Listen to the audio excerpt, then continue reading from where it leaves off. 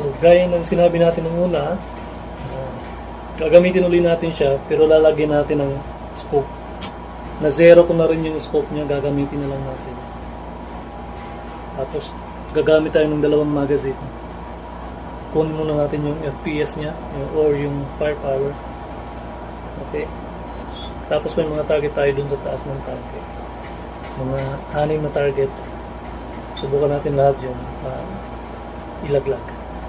Gamit yung scope natin. Sana walang mintis. Okay. Nakita nyo, nakabit ko na yung scope niya. So subukan natin yung FPS. Okay.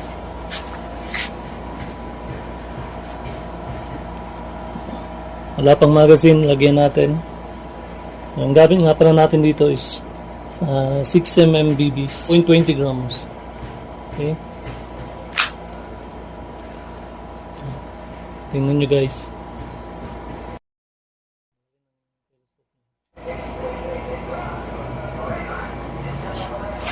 Let's go.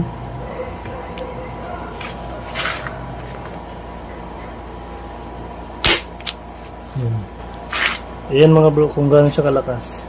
Tingnan nyo. So, pumalo siya ng 438 FPS. Isa pa.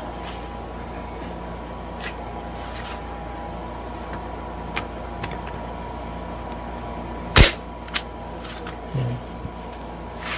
Ito, pangalawa niyang pangalawang putok. Pumalo siya ng 442.8 FPS. Ayan. Okay, isa pa. Bukan natin pangatlo para makita nyo talaga kung gaano siya kalakas.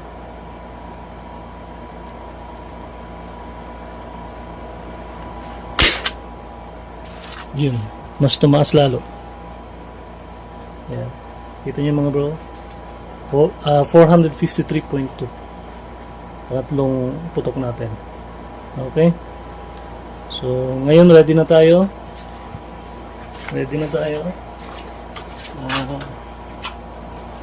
Na-set up ko na rin yung mga target natin doon sa taas. So, sana matamaan natin pero papalitan natin ng magazine.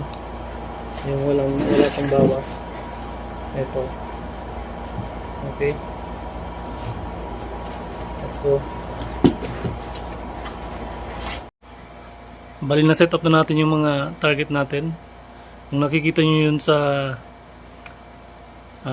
cover na yero, cover ng tangke na yero, ayun, i-zoom natin para makita nyo.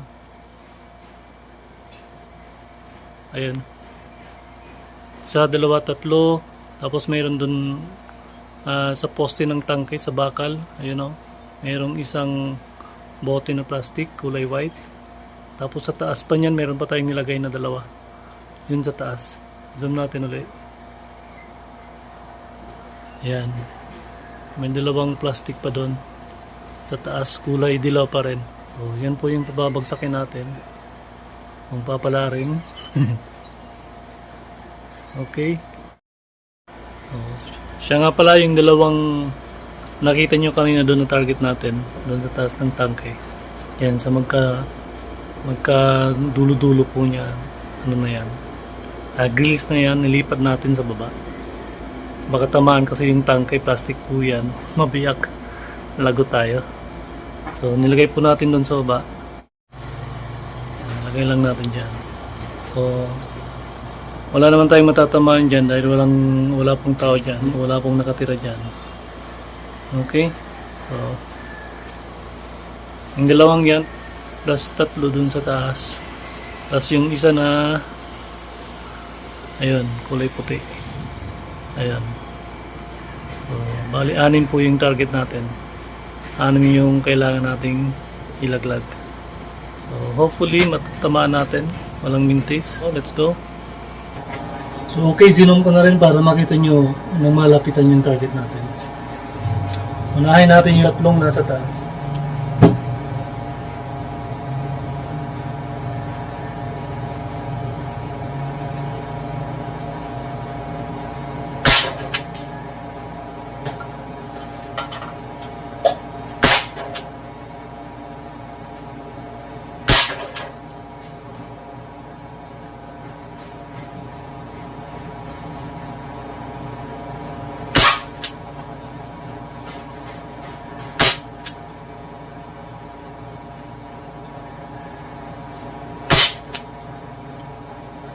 Huling target natin, yung boteng puti. Bintis tayo ng isa.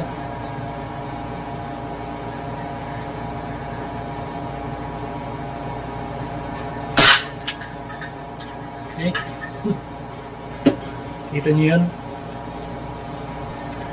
Ayan.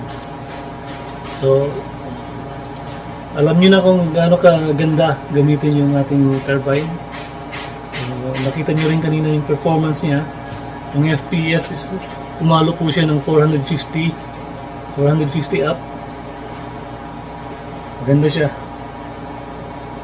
Magandang pang sniper ang flanking sa likod ng bahay. Salamat, hanggang sa muli. Abangan nyo.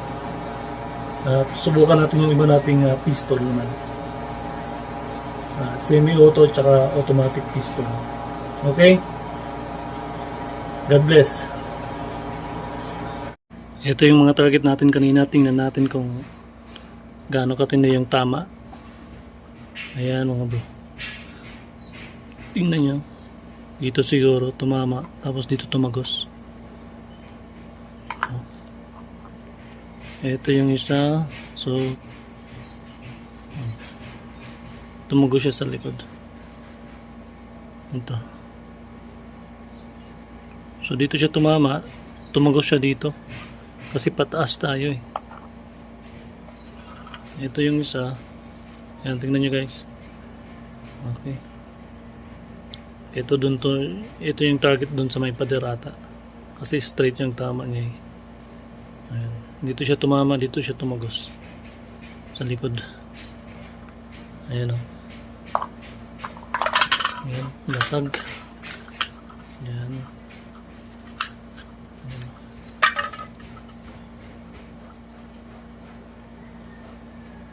Siya tumama. Tapos tumagos siya dito sa likod. Biyak.